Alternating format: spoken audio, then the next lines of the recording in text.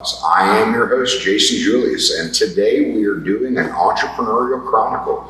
Today I have a Zach Bowser of ZKB Contracting, and I mean, before we get started, I got to tell you, I mean, this dude pulled up in a Lambo, so I'm automatically like, damn, I mean, I'm in the wrong business. But Zach, how you doing today, brother? Good, how you doing? Not too bad.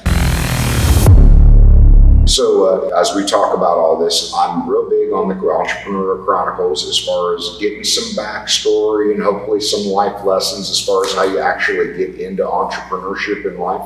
And at some point, we're definitely got to circle back to the Lambo itself. But let's just go backwards in life. Tell me a little bit about your life and how you came up and actually found your way into your entrepreneurial journey. I think a lot of it had to do with just the way that my dad raised me.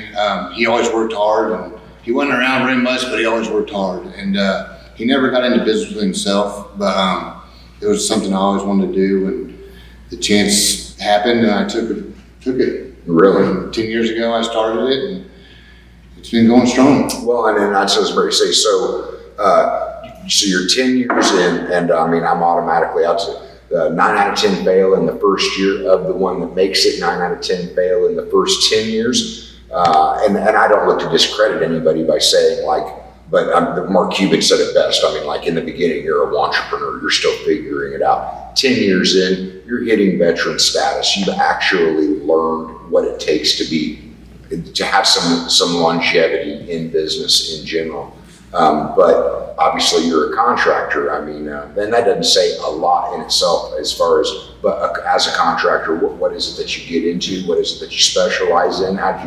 What was it that made you choose going in the direction that you did? We do a lot of just kitchens and bathrooms, a lot of decks, exterior, interior.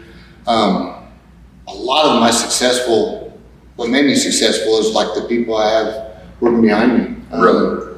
That's the hardest part about being a successful entrepreneur, is having the right people with you. No, and I've long said that, I mean, in order to scale, you got to have people. If you got to have people, you got different personalities, and it's the entrepreneur's job to get all those personalities to work together under a common goal. So 10 years in, I mean, what kind of, I don't want to say seniority, but I mean, you had your people with you for a long time? Or? Yeah, I mean, my newest guy's been with me for 3 years. We got six or seven guys with us, and they've all lasted. They've all stuck around and went through the bad times, and we're here for the good ones. Well, but I mean, that was where you get into the testament of the entrepreneur. I mean, what is it that you have done to be able to actually keep people sticking with you that long? I think I am a good leader. I show. I won't ask them to do nothing I wouldn't do. They've seen me do it all, and they don't ask questions. They know we're good at what we do, and there's usually no arguments about it. I mean, and I guess a group of guys?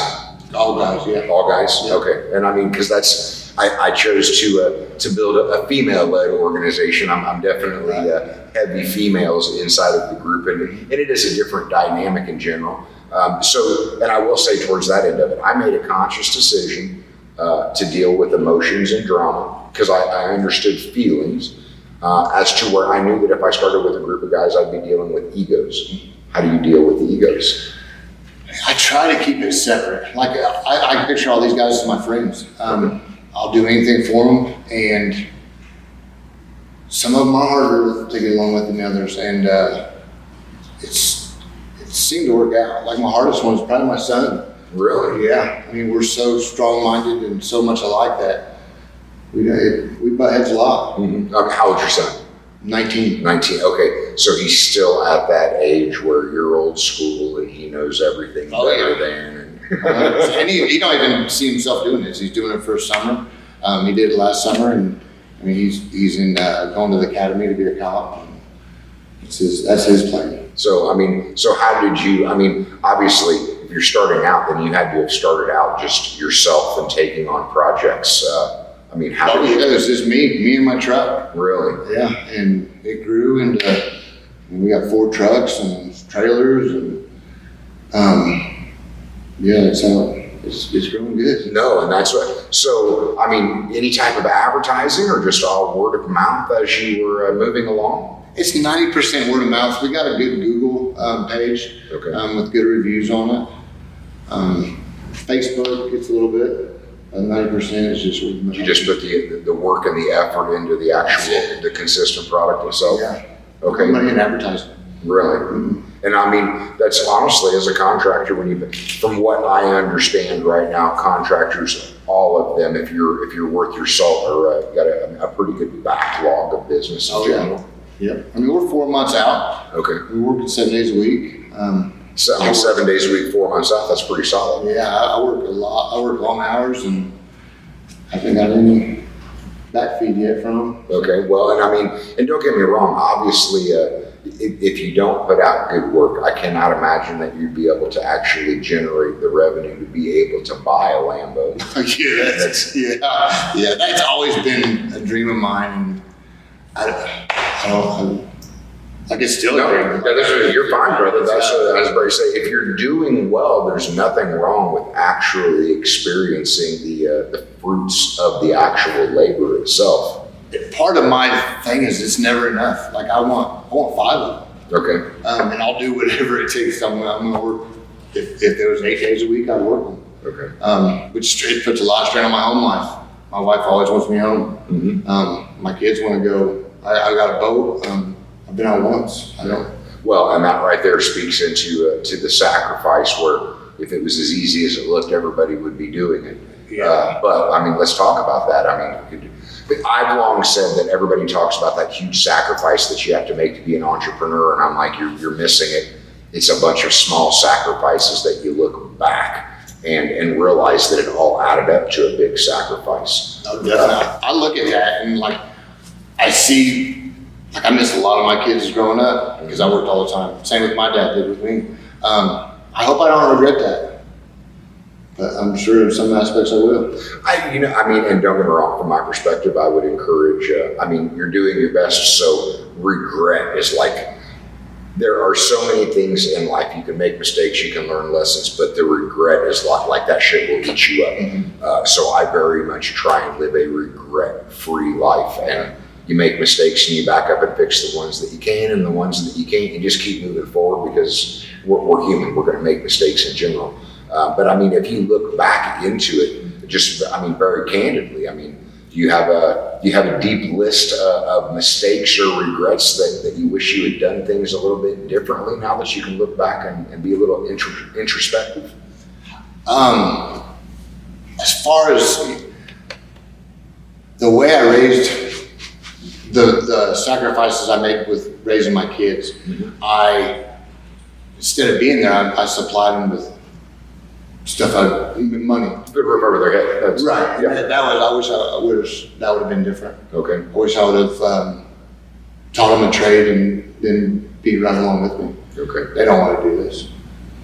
You think, and because I struggle with that with my own kids, they don't want to do this because they saw the sacrifices that were actually made. Is it that they don't want to do this just because it's not something that they find passion in, or they don't want to do it because they saw what you went through to actually get it to a point of what the outside world sees as success? I hope it's the first one. Okay. I hope it's because they're the sacrifices I made and they don't want to do that they want to spend their time different than me. That's how I was raised. My dad was a hard worker, and I took that up. Well, and I don't think that that's bad. Honestly, my personal opinion is that where people have tried to choose certain words that they see as bad, I'm like, I think work is a good word. Mm-hmm. I don't know, there's several people that would always say, oh, that's good for you, it puts hair on your chest. And I'm like, well, work, it puts hair on your chest. It builds character, there's nothing wrong with work. I let my kids very much be kids, and then I look at it and I'm like, maybe I should have made them work a little bit harder, but the point is work is not a bad thing. So I'm sitting there going, I don't want to second guess you in your life, but teaching your kids good work ethic, I don't think is a bad thing in general. So with all of that though, it's going to come a certain level of stress. How have you managed the stress of entrepreneurship and building the business? again, just putting the right people behind me. I try to delegate my stress a little bit. Mm-hmm. I was really bad about keeping it all in and not handling it the way I should. Is that something that you just stumbled across, or was that sought out information? And I say that because I'm like, even a good manager, like a bad manager is a manager that doesn't learn to delegate first and then find something to keep themselves busy. As an entrepreneur, if you're not delegating, like you're just asking for a stroke. And so is it something? That's probably coming. Yeah. It's energy drinks and stress all day long. I mean, all day today, it was all stressed out. Really? This job wasn't going right. That job wasn't going right. This person didn't show up here.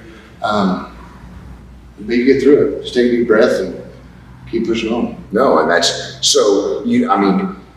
I'm one of those people that I have a very strict regimen. And when I say strict regimen, like my day starts with, I get up and I read and I drink 3 cups of coffee. I do not let anything get in the way of that. That is just how I start my day. And then whenever the day comes, you got any type of regimens or rituals that you try to stringently hold to for your own sanity? I try to, but it seems like everything's just run by the seat, just on the go. Flying by the seat of your pants. And it's not the best way, but it's worked out. A lot of it's just hard work. And It strikes me that you don't, in what you're saying, like the word quit doesn't necessarily enter your vocabulary. I'm not going to stop. Yeah. I've had a lot of things get in my way, and if I would have stopped, I don't know what I'd be doing. Well, let's talk about that though. Let's talk about some of the things that have attempted to get in your way that you've had to blow through or blow past to say no, not today. I went through addiction probably 5 years ago is when it started out as being recreational, and then it became an issue, and it became a problem, and that really put me behind because it was 3 rehabs. There was a lot of starting over, and I could have gave up and went and worked for somebody else, or went and just picked a totally different career path, and I'm glad I didn't. No, and it sounds like if you've got some guys that have got longevity with you, those guys stuck with you through thick and thin in general. Mm-hmm. I help out at like the Valley of Grace. I take them guys lunch probably every so often, and that keeps me grounded, and I try to stay grounded. No, because the thing is, like I said, I ain't gonna bust your balls about appreciating and enjoying some of the fruits of the labor, but do you have any other ways that you try and keep yourself grounded? Because I think that's really important in general. That I got a blue collar background. I put my pants on the same way everybody else does, and they're generally the same pair of pants. Do you have other things that you look to keep yourself grounded in the midst of the success? I try to play golf with my kids once a week. Really? I really try to do that. My wife will come sometimes. I try to go to the lake once a week. I went once this year, so yep. I haven't been very good at that. We go to car shows. My boys are into cars like I am, and we try to go to car shows together. Just little stuff like that will keep me, just get away from work. Yep. Just for a little bit. So, I'm like, dude, if you're gonna drive around in a Lambo, the vast majority of your people are gonna be like, okay, that dude's successful. How long did it take you to get to a point where you started feeling like you were successful? I don't want to feel like that. Really? I know a lot of people look at it and say, oh yeah, it's made, but I'm not going to quit. It's not in me. Well, and don't get me wrong, that's got to be a certain mindset in itself. Any type of, is it just come natural to you, or any mentorship, coaching, education, anything like that? Because don't get me wrong, small business is different than big business, and we come at it from a different direction, and some of those helpful things we kind of have to stumble our way upon as to where big business, like part of that is all like preconceived. You have to go through all of these steps. Curiosities or things that you were like, okay, and I'm getting onto, you got to work on it, and obviously you're still working in it. What things have you sought out to help you work on it, or you still literally just flying by the seat of your pants? I think a lot of it was me growing up, just seeing my dad. No matter how hard he worked, he got that same paycheck every week. Okay. And I told myself I want to be in control of what I make. He loved what he did, and I'll never take that away from him.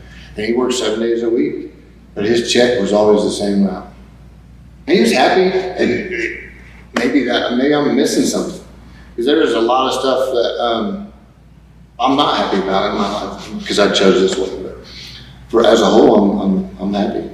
Well, and I mean, because again, I'm just not a big proponent of regrets, and I think that there's trade-offs and sacrifices in life. I mean, you can't have everything that you want. You got to give to get.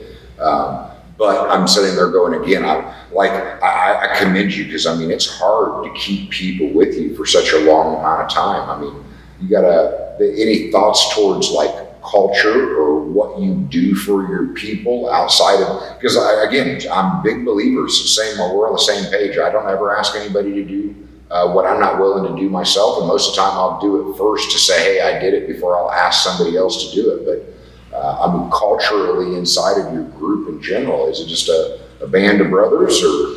My main guy he's been my best friend since we were 4. Really? I think that there is a level of respect, and there's nothing they can ask me. I'll take care of them, and and just like they take care of me. So, I mean, hardest part of all of this, what would you say the hardest part has been? Organization. Really? For me, yeah. I need organized. No, and I'm not mad at you, because I had to go out and find a couple people that actually keep me organized. That's definitely what I need. Yeah. So when you start getting to the other level or other side of it, where you're enjoying some of the successes of it, I mean, how have you dealt with your own guys looking at you like that? Like, I mean, you come rolling up in that car, and I mean, how do you deal with that, or have you had to deal with that? I mean, do your people look at you and just understand the sacrifices and the work that you put in, and they're happy for you, or is there? I think there's a certain level of the way they look at me. It's very little, because they know how hard I work. But who wouldn't? If I seen my boss pull up in a Lamborghini, and there would be some sort of resentment. Is there? And I don't know that, honestly, from a personal, legitimate question. There would be if it was me. Really? Yeah, that'd be a really hard pill for me to swallow. Interesting. I mean, and I'm saying that because most of what I strive to do with my own people is be yes, you're drawing a paycheck. Do you want my stress level? Oh, no, you don't want my stress level. Okay, well, there's risks and rewards to managing this type of stress. And I mean, I'm thinking that you got a close-knit group of guys that they at least understand the extra that you're doing behind the scenes to ensure that they're able to go from one job to the next. I think as the years went on, they do recognize that. Okay. The material will be there on Monday morning, or we have it lined up of, there wouldn't be work this week, but there's a whole line of work for the next week. So they don't see, I think they're starting to see the work behind the scenes. Well, and I mean, you bring up another good point, making sure that the actual material is there. Over the last couple of years, I mean, I'm in the food and beverage industry, I'm in the digital agency, and I'm now most recently in the garment industry. And I am seeing the different types of supply chain disruption that are happening in each one of those industries. And I know that construction material has went through the roof. What kind of supply chain issues have you been dealing with? The work has never stopped. Even when like the lumber was really high, like, we probably built the most decks there. I don't understand it. The shipping is getting material on time has been a real struggle for us. So, I mean, still sticking with the same suppliers, or have you, because I know on my end of it, I solved a lot of my supply chain issues by dealing with multiple suppliers, and I wasn't always able to get the same thing, but I was able to get something similar to make sure that the actual storefronts themselves had what they needed to produce for the customer. I mean, how does that work in the construction industry? We'll go to Indy. If we got to go to Indy to get material, Really? we go. Okay. We either have it shipped in, or I'll send one of the guys down, we'll go get it. How's, I mean, the pricing side of it? I mean, because I got one of my guys he's decided that he's going to remodel his own place, and he has been amazed at just the cost of wire and the cost of lumber. How have you been dealing? I mean, does that hurt your margins, or? I try to buy more in bulk and try to save. Wires went up triple, PVCs went up triple, lumber's still high. It's not where it used to be. I try to buy more in bulk now and save, just keep more material. I used to throw away all the extra material. Now I have a tendency of saving a little bit more and maybe pass it along. Waste not, want not. Right. I mean, have you done any type of research into what is causing all of, because I don't understand this. I mean, like, the lumber mills are still operating as lumber mills. I mean, like, what is causing some of these price increases? I think it's they've seen the lumber go through the roof, and now everybody's like, well, I want a piece of that. I hope it's not true, but. Well, and don't get me wrong, there's a real, like, because I've been preaching it, because I've had to increase my prices. We've seen 30% inflation this year. And that is not to say that the prices have went up. It's to say that our own government has made decisions that the value of the dollar has went down, which means people see a 30% price increase, but it's not. It's that piece of paper that you got faith in is worth less today than it was yesterday.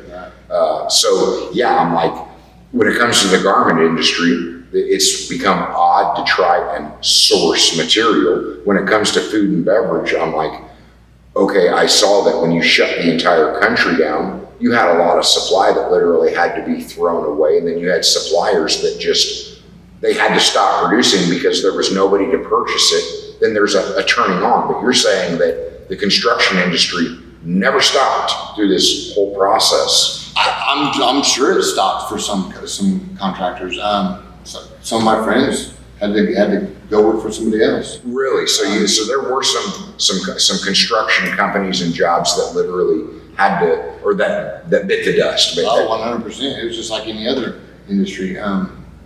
People quit building houses because of lumber prices. Okay. I never seen the effects of it. That's what I was about ready to say, is that, I mean, for my, construction companies didn't have to shut down in the shutdown, did they? No. Okay, so they didn't stop building houses. They didn't stop with the remodels and the decks. Obviously, if you're saying you saw gangbuster growth, I mean, so I'm sitting there going, what would have caused, outside of that, the normal averages, what would have caused that failure? Just people not keeping up with price increases? Yeah.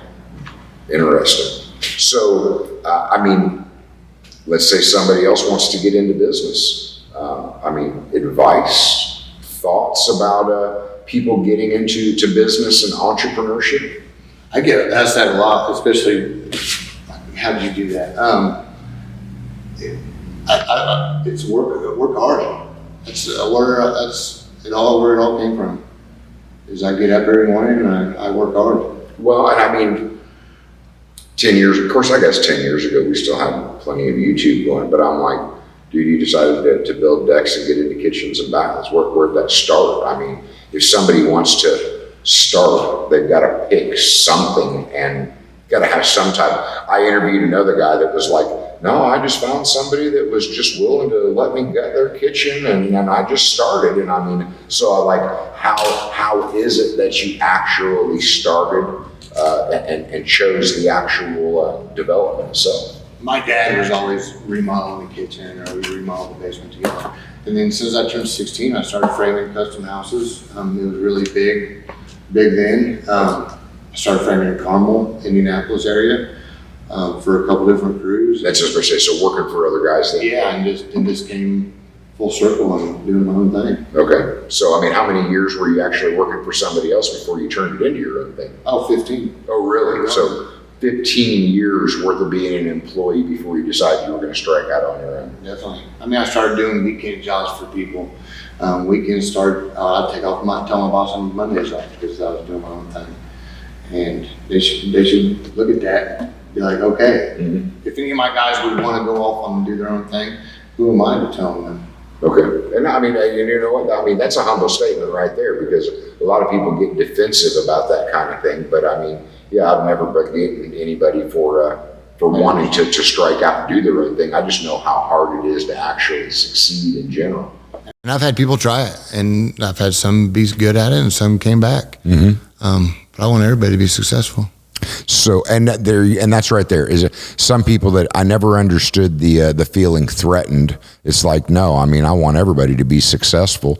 It's just, and we said this before we actually started. I think anybody can do entrepreneurship. That doesn't mean everybody should, but everybody can. So, I mean, when you look at yourself, can you spot any type of like key personality pieces that you think, okay, I've been able to make it through because of this about myself? I think I've been told I'm good with the customers. I'm presentable. Come across as trustworthy. And that's been big. Like, they trust me. Really? Yeah. And I say really, I'm like, and I'm laughing.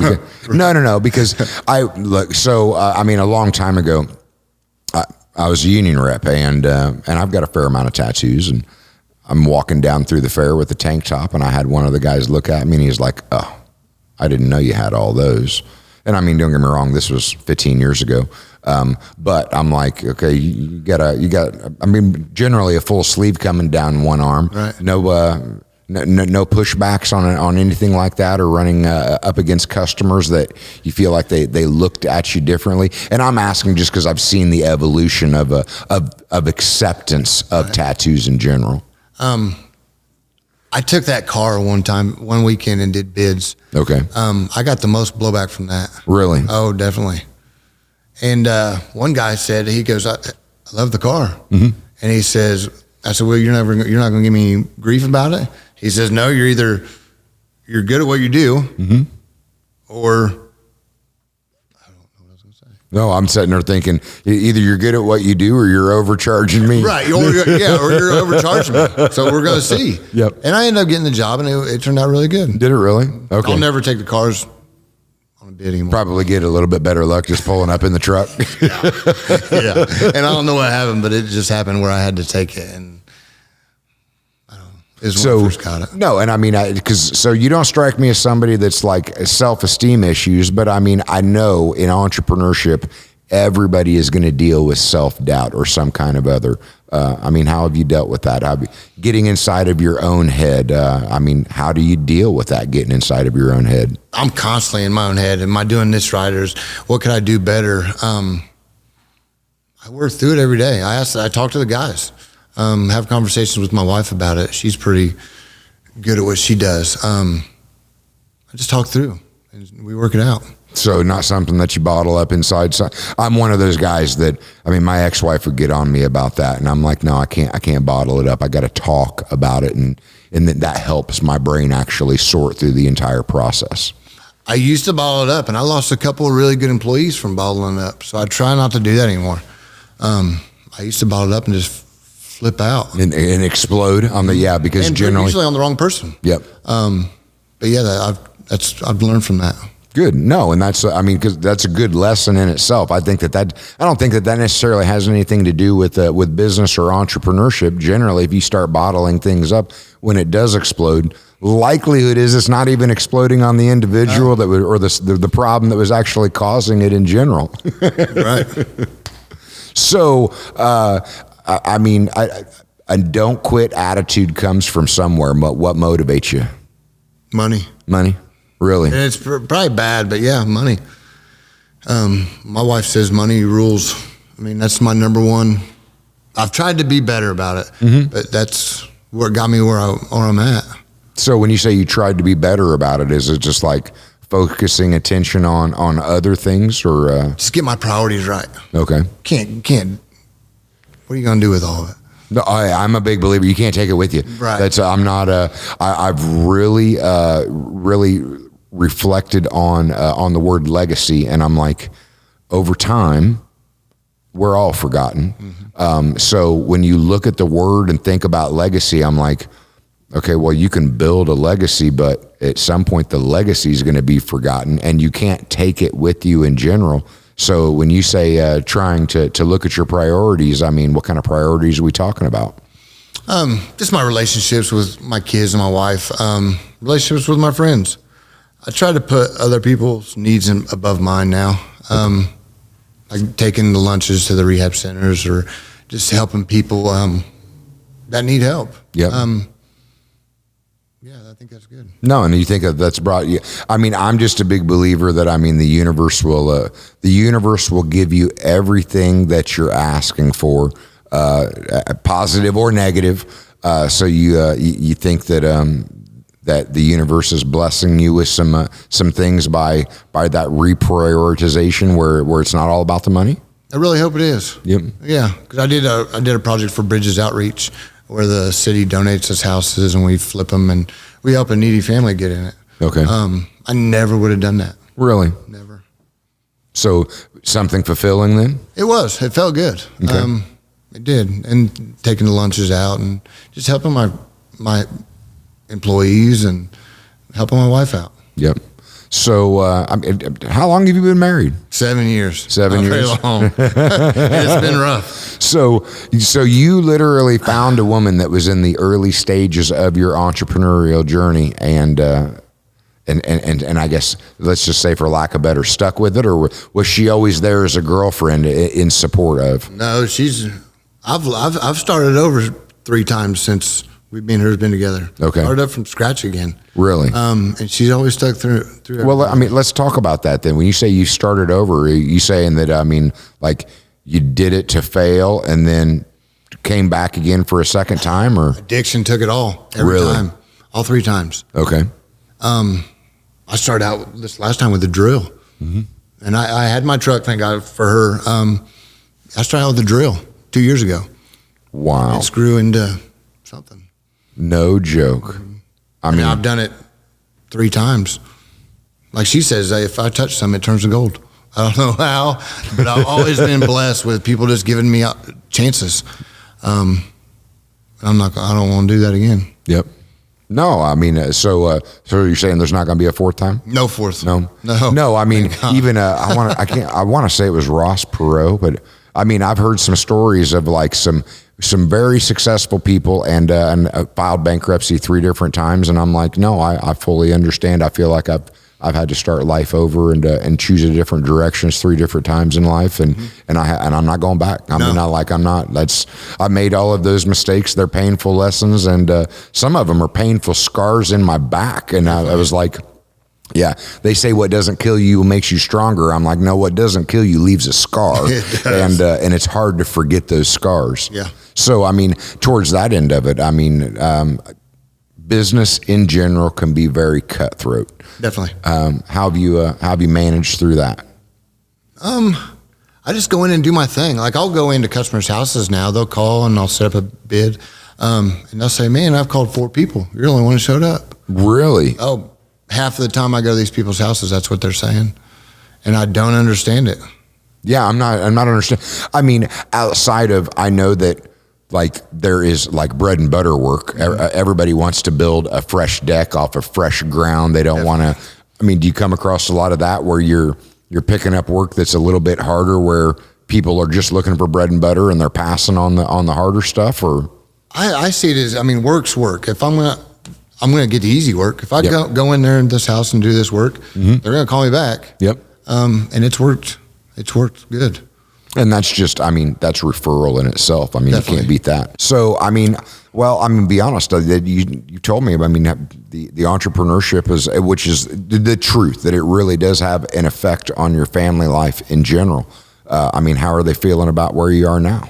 It's getting better. Is it? Yeah, the work don't. That was a smile right there. Right. I'm like, yeah. She comments every once in a while that it is getting better, but there are still long days. Yep. So, I mean, outside of being able to drive the Lambo, I mean, you got some satisfying moments or some satisfying things that keep you driving to say this is what I'm a big believer that everything happens for a reason and everybody is right where they're supposed to be.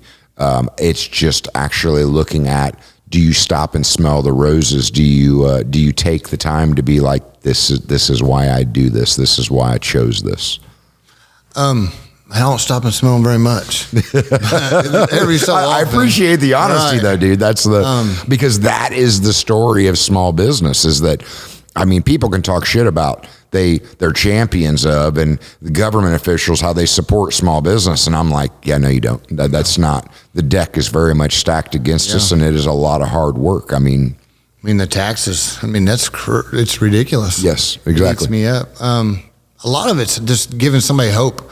I mean, I've lost it all, and I want somebody to see that there is a way out. So, and I mean, for the listening audience right there, that's the real story of entrepreneurship, is people that lost it all and still kept going. Yeah. And obviously, you're not doing too bad for yourself in general. Not so far. So, yeah, I mean, outside of the cars and the cars and the boats, I mean, hobbies. I mean, when I say hobbies, I'm like, yeah, no, you're pretty honest. You're working 7 days a week. Do you ever break away from that? Vacations? You got a bucket list you're working on? Oh, yeah. I just got back from vacation. We go to vacation quite a bit. Really? Probably 3 days or 3 weeks a year. Okay. We'll go to vacation. So I do like a vacation. Mm-hmm. And my phone don't stop ringing. And she says, well, why don't you set it off? I'm like, I can't. Somebody's going to answer that phone. Yep. Somebody's going to get that job, and I want it to be me. No, and that's awesome. So, but on that end of it, though, like, work doesn't stop even in the middle of a vacation. Nope. I try to relax as much as I can, but it don't stop. Yep. Wow. Well, I mean, so do you have any like words of wisdom that you would recommend to anybody thinking about because it's like what most people don't realize is that in entrepreneurship, like, the buck stops at you. You're the one making all of the decisions, and it's a level of stress and responsibility most people are just not prepared for before they throw themselves into it and find out what it's all about. You got any words of wisdom for anybody that's thinking about striking out on their own and moving out from that secure paycheck? Just don't give up. The next one might be the good one. If you give up, you'll never know. No, and that's, the book 3 Feet from Gold it is one of those. But yeah, no. I mean, that's constant diligence and moving forward. I'm not going to deny that I made some sacrifices to make sure that my doors stayed open, because it was just live to fight another day. Yeah. And it sounds like you've lived to fight a few more days. That's it.